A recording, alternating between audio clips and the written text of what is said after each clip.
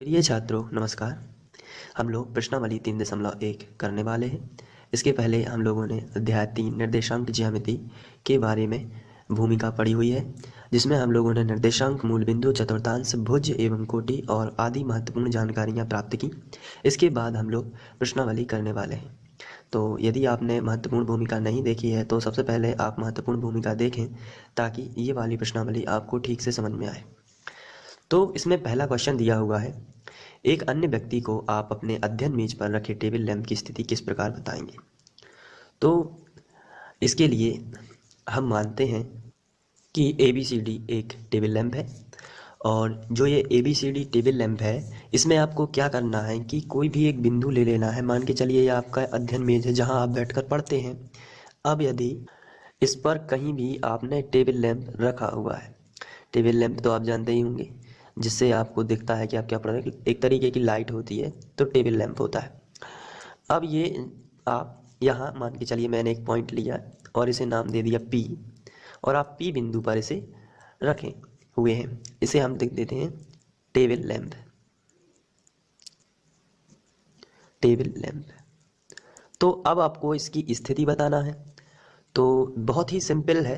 यदि इसकी स्थिति आप ध्यान से देखते हैं, सबसे पहले जब भी मैंने आपको पहले बताया हुआ है कि जब भी आप किसी भी चीज़ की स्थिति देते हैं तो आपको अक्ष की ज़रूरत होती है, एक्स अक्ष और वाई अक्ष।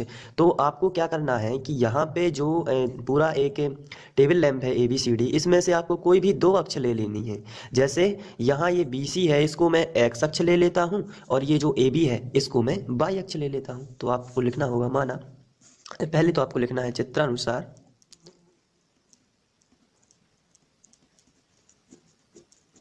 ABCD एक टेबल लैंप है,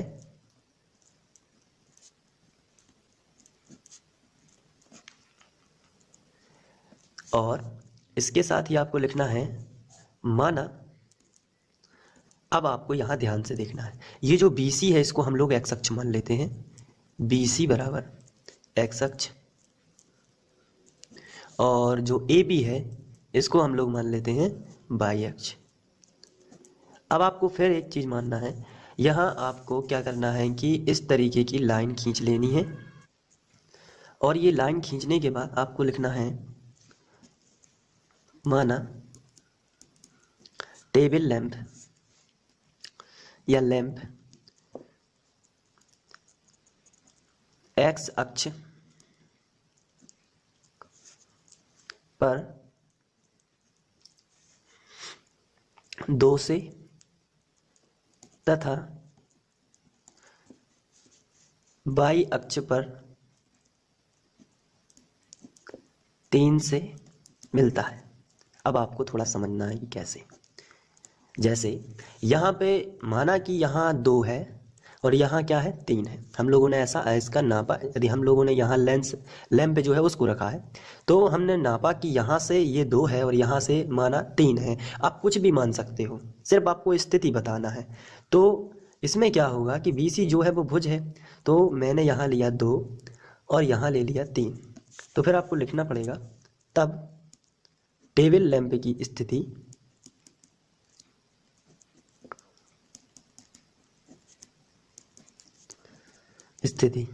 पहले होता है भुज। भुज क्या है, तो आंसर है भुज कहलाता है एक्स अक्ष।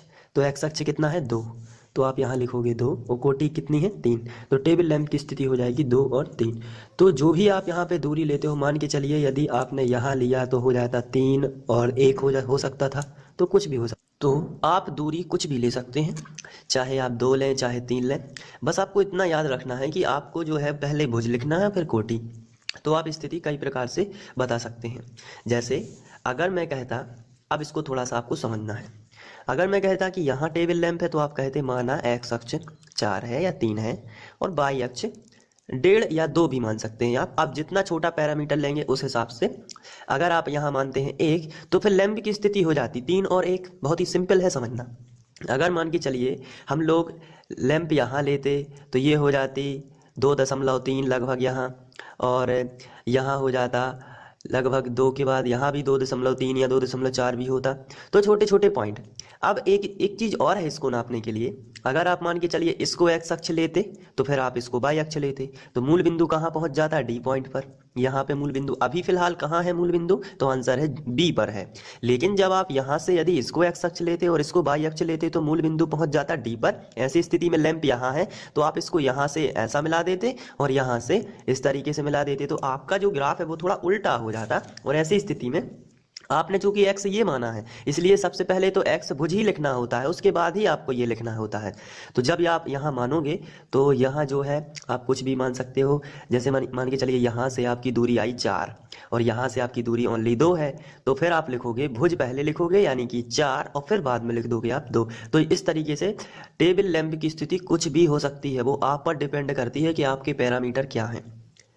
तो इस तरीके से इस क्वेश्चन को सॉल्व करना है। बहुत ही आसान क्वेश्चन है, सिर्फ आपको एक टेबल चित्रानुसार एक टेबल लैंप मान लेना है और एक्स और वाई अक्ष निर्धारित करके उसको भुज और कोटि के हिसाब से आपकी उसको स्थिति दर्शा देना है। चलिए बढ़ते हैं अगले क्वेश्चन की ओर। इसके बाद दूसरा क्वेश्चन है सड़क योजना। एक नगर में 2 मुख्य सड़कें हैं जो नगर के केंद्र पर मिलती हैं। ये दोनों सड़कें उत्तर दक्षिण दिशा एवं पूर्व पश्चिम दिशा में हैं।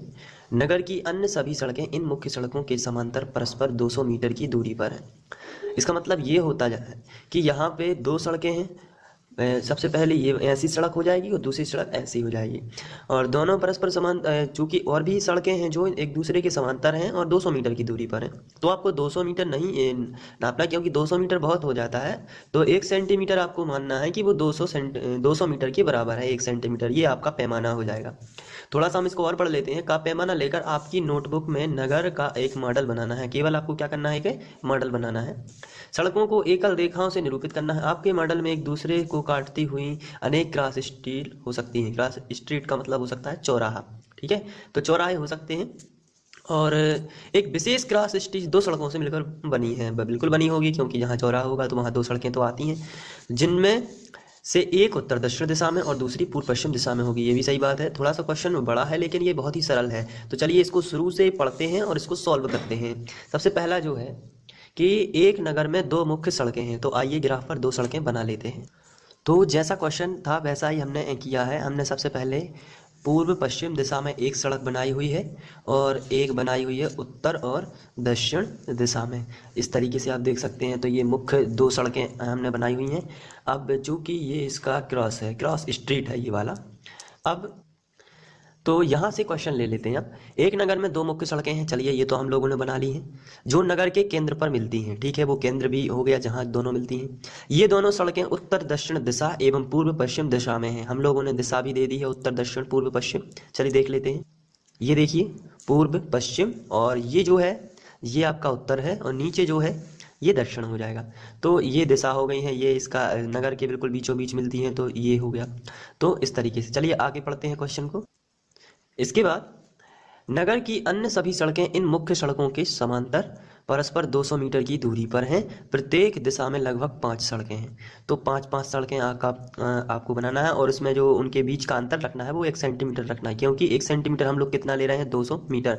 तो 200 मीटर की दूरी पर है, चूंकि समांतर क्रम में है तो परस्पर समांतर भी है और उनके बीच की जो दूरी है वो 200 मीटर है। तो 200 मीटर तो हम लोग बहुत बड़ा हो जाएगा, तो 200 मीटर को हम लोग 1 सेंटीमीटर अपने मॉडल में बता रहे हैं कि 1 सेंटीमीटर ही 200 मीटर है। तो चलिए इसको बना लेते हैं। अब तो ये हमारा ग्राफ है, इसमें हमें बनाना है। तो सबसे पहले आपको नापना पड़ेगा कि 1 सेंटीमीटर का नापना है। तो यहाँ रख लेते हैं 5 तक, क्योंकि 5 सड़कें हैं। तो अगर हम ऐसा करें कि ये 4 से 5 1 सेंटीमीटर का फ़र्क है, तो आप यहाँ पे एक पॉइंट दे दीजिए इस तरीके से, और यहाँ पे भी एक पॉइंट दे दीजिए। हर सेंटीमीटर पर ये 200 मीटर है, प्रत्येक सेंटीमीटर 200 मीटर शो करेगा। तो इस तरीके से आप ये बना सकते हैं। तो ये तो एक ही तरफ चूँकि मार्क बन जाएगा, इसलिए कुछ हम इस तरफ भी दे देते हैं। तो चलिए 3 यहाँ ले लेंगे और 2 यहाँ पे ले लेते हैं।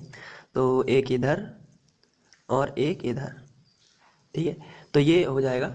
इसके बाद आपको क्या करना है, अब लाइन खींच देनी है। तो लाइन खींच लेते हैं। तो चलिए 5 मार्ग आपको बनाना है, तो 3 इस तरफ ले लेते हैं हम लोग, पहला मार्ग। तो चलिए यहीं से आप समांतर आपको चूँकि लाइन खींचनी है, इसलिए मैं इस तरीके से 1 सेंटीमीटर का फ़र्क होना चाहिए। चलिए खींचते हैं, ये हम खींच लेते हैं। सबसे पहले मैंने सीध से खींची हुई है ताकि समांतर रहें, तो मैं अब पेन से बना के आपको बता देता हूँ। ये 1 सेंटीमीटर का फ़र्क है। चलिए अब इसके बाद फिर से हम अगले सेंटीमीटर की तरफ जाते हैं और खींच लेते हैं अगली लाइन, और उसके बाद इस तरफ एक लाइन और हम लोग खींचने वाले हैं। ये 3 मार्ग आपको यहाँ बना देना है और बचे हुए 2 मार्ग आप यहाँ बना सकते हैं। तो चलिए बना लेते हैं। तो ये जो है टोटल 5 मार्ग हो गए हैं, और ये तो मुख्य मार्ग है जो अलग से आपको मैं थोड़ा सा यहाँ रेड कर देता हूँ ताकि आपको ये मुख्य मार्ग समझ में आने लगे। ये जो कि मुख्य मार्ग है,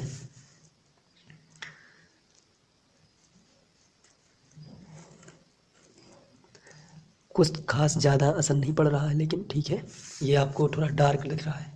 अब हम इनके नाम दे देते हैं। चलिए नाम दे देते हैं। तो मैंने इस तरीके से कोई भी सिंबल लेके M1 M2 M3 M4 M5 नाम दे दिया।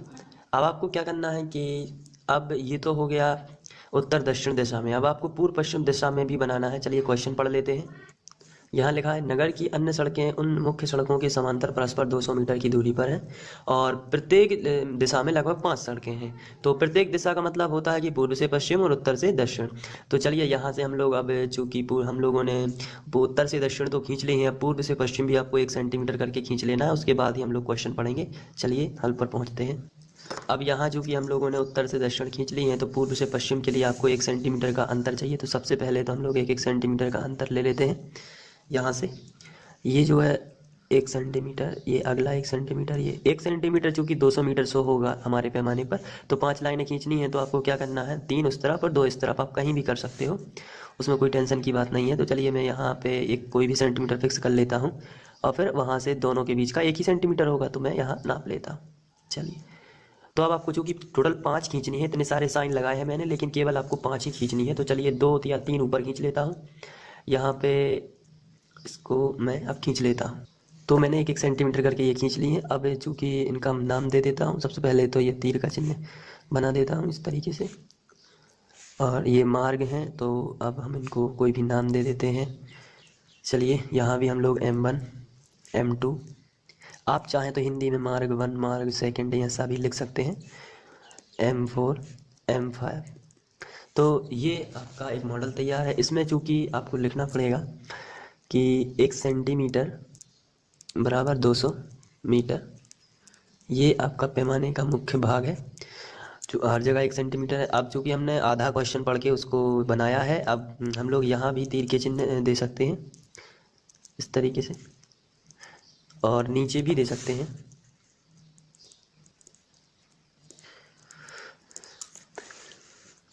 अब हम क्वेश्चन पढ़ते हैं।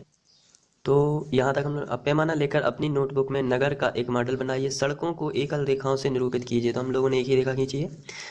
आपके मॉडल में एक दूसरे को काटती अनेक क्रॉस स्ट्रीट हो सकती हैं। तो बिल्कुल है, देख सकते हैं यहाँ पे जो है अनेक क्रॉस स्ट्रीट हैं। तो अनेक ये वाला है एक क्रॉसिंग पॉइंट, एक वाला ये है, ये मतलब हर जगह चौराहे हैं। तो ये क्वेश्चन से सहमत हूँ। आगे बढ़ते हैं।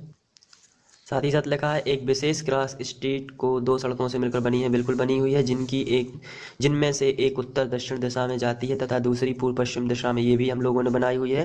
प्रत्येक क्रॉस स्ट्रीट का निर्देशन इस प्रकार किया गया है, यदि दूसरी सड़क उत्तर दक्षिण दिशा में जाती है और 5वीं सड़क पूर्व पश्चिम दिशा में। इसका मीनिंग समझ लीजिए। वो लोग कह रहे हैं यदि दूसरी सड़क उत्तर दक्षिण दिशा में जाती है, तो सबसे पहले दूसरी सड़क देख लेते हैं। अब यहाँ देखते हैं उत्तर दक्षिण दिशा में ये वाली सड़क जो है, ये दूसरी सड़क हम लोगों ने मानी हुई है। तो यदि दूसरी सड़क ये वाली उत्तर दक्षिण दिशा में जाती है, और आगे पढ़ लेते हैं, और 5वीं सड़क पूर्व पश्चिम दिशा में जाती है, तो इसको भी कर। तो यहाँ से देख लीजिए, ये 5वीं सड़क है और ये पूर्व पश्चिम दिशा में जाती है। तो ये दूसरी का क्रॉस स्ट्रीट, ये 5वीं का। तो ये दोनों जहाँ मिलते हैं इस क्रॉस स्ट्रीट को, वहाँ देख लेते हैं क्वेश्चन में क्या बोला जा रहा है आगे। तो लिखा और 5वीं सड़क पूर्व पश्चिम दिशा में जाती है। तो ये क्रॉसिंग पर मिलती हैं, जिस क्रॉसिंग पर भी मिलती है जो मैंने अभी बताया था, तब हम उसे क्रॉस स्ट्रीट 2-5 कहेंगे। तो चलिए वहाँ देख लेते हैं।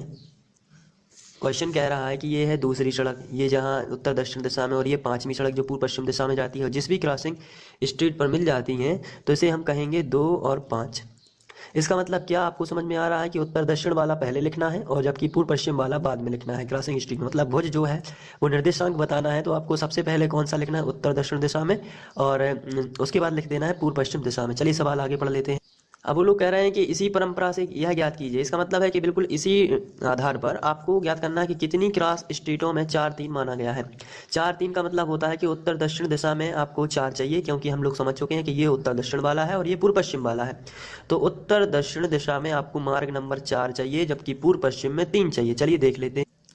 तो ये हमारा उत्तर दक्षिण मार्ग है और उत्तर दक्षिण मार्ग में आपको 4 चाहिए, तो ये है मार्ग नंबर 4, जबकि पूर्व पश्चिम में आपको चाहिए है 3। क्वेश्चन में आप देख सकते हैं अपनी बुक में। तो पूर्व पश्चिम में चाहिए 3, तो पूर्व पश्चिम का 3 क्या इधर है, तो ये दोनों कहाँ क्रॉस हो जाएंगे, इस वाले पॉइंट पर। तो इसका जो है, चूंकि एक ही स्ट्रीट बन सकता है, अन्यथा और भी नहीं बन सकते, क्योंकि यदि इस पर जाएंगे तो ये जो कि मुख्य मार्ग है, अगर यहाँ जाएंगे तो ये बन जाएगा M3 वाला मार्ग, तो M3 हो जाएगा ये। तो ये जो है, इसका जो क्रॉस स्ट्रीट है M4 का है, ये उत्तर दक्षिण दिशा में है, तो ये 4 है, मार्ग नंबर 4, और ये है मार्ग नंबर 3। तो यहाँ मिलेगा आपको 4 और 3। बहुत ही सिंपल है। सबसे पहले आपको उत्तर दक्षिण दिशा का शो करना है, क्योंकि उन लोगों ने एक डेमो दिया हुआ है उसमें किस तरीके से शो करना है। तो पहले आपको क्या करना है, मार्ग नंबर 4, और उसके बाद ही आपको मार्ग नंबर 3 कर देना है। चलिए सेकंड क्वेश्चन देख लेते हैं, उसी में दिया है। इसके बाद वो लोग कह रहे हैं कितनी क्रॉस स्ट्रीटों को 3-4 माना जा सकता है। 3-4, इसका मतलब आप समझ गए होंगे कि उत्तर दक्षिण दिशा में आपको 3 चाहिए, जबकि पूर्व पश्चिम में आपको 4 चाहिए। तो उत्तर दक्षिण दिशा में 3। चलिए चित्र में देख लेते हैं हमारे ग्राफ में। तो ये हमारा ग्राफ है, इसमें आपको देखना उत्तर दक्षिण दिशा में 3, तो यही है मार्ग नंबर 3। जबकि आपको जो पूर्व पश्चिम उसको देखना है 4, तो ये तो हो गया 3, जबकि पूर्व पश्चिम में ये है 4, तो ये दोनों यहाँ क्रॉस होते हैं। तो चलिए इस वाले पॉइंट को आप लिख सकते हो 3 और 4।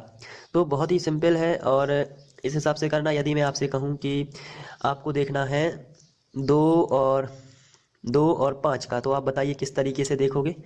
तो 2-5 आप बिल्कुल ही सिंपल है। आपको क्या करना है, उत्तर दक्षिण दिशा जो है वो 200 करेगी, क्योंकि आपको ध्यान रखना है कि हमारा क्वेश्चन ये कह रहा है कि पहले जो होगा मार्ग वो उत्तर दक्षिण दिशा वाला होगा, और उसके बाद जो होगा वो पूर्व पश्चिम वाला होगा। तो चलिए बताइए 2 कहाँ है उत्तर दक्षिण दिशा में, मार्ग नंबर 2। तो आंसर है आपका ये पूरा मार्ग नंबर 2 है, जबकि उसको मार्ग नंबर 5 काट रहा है, लेकिन ये उत्तर दक्षिण वाला नहीं है, ये है पूर्व पश्चिम वाला। तो ये पूर्व पश्चिम वाला मार्ग नंबर 5 ये है, और ये है मार्ग नंबर 2। तो यहाँ काटेगा कि नहीं काटेगा। यदि मैं आपसे कहूँगा कि 1 और 5 बताइए, तो आप कहेंगे 1 जो है वो पहला है उत्तर दक्षिण वाला, और 5 जो है पूर्व पश्चिम वाला मार्ग है। तो चलिए 1 कौन सा है, उत्तर दक्षिण वाला मार्ग। कहाँ है उत्तर दक्षिण वाला मार्ग, ये है उत्तर दक्षिण वाला मार्ग। जबकि पूर्व पश्चिम वाला मार्ग कौन सा है, 5 है, तो ये है पूर्व पश्चिम वाला मार्ग 5। दोनों कहाँ क्रॉस करेंगे, इस वाले पॉइंट पर। ये है मार्ग नंबर 1, ये है मार्ग नंबर 5। तो यहाँ आपका पॉइंट अलग से यदि पूछा जाता है तो हो जाता 1 और 5। तो आपको इन चीज़ों को समझना है कि किस तरीके से सॉल्व होता है। इसके बाद यदि मैं आपसे पूछता कि आप बताइए 3 और 2 कहाँ मिलेंगे, तो आपको 3 क्या बता रहा है, उत्तर दक्षिण मार्ग, जबकि 2 क्या आपको बता रहा है, पूर्व पश्चिम मार्ग। तो चलिए बताइए 3 क्या है, उत्तर दक्षिण मार्ग। कहाँ है 3 उत्तर दक्षिण मार्ग में, ये है 3 उत्तर दक्षिण मार्ग, पूरा है ये, यहाँ से लेके यहाँ तक। जबकि उसको क्रॉस कौन करेगा, पूर्व पश्चिम मार्ग नंबर 2। तो पूर्व पश्चिम मार्ग नंबर 2 ये है, और उत्तर दक्षिण मार्ग नंबर 3 ये है, दोनों यहाँ पे क्रॉस हो जाते हैं इस वाले पॉइंट पे। तो यहाँ आप लिख दोगे 3 और 2। बहुत ही सिंपल है समझना। तो इस तरीके से सड़क योजना वाला क्वेश्चन हो जाता है।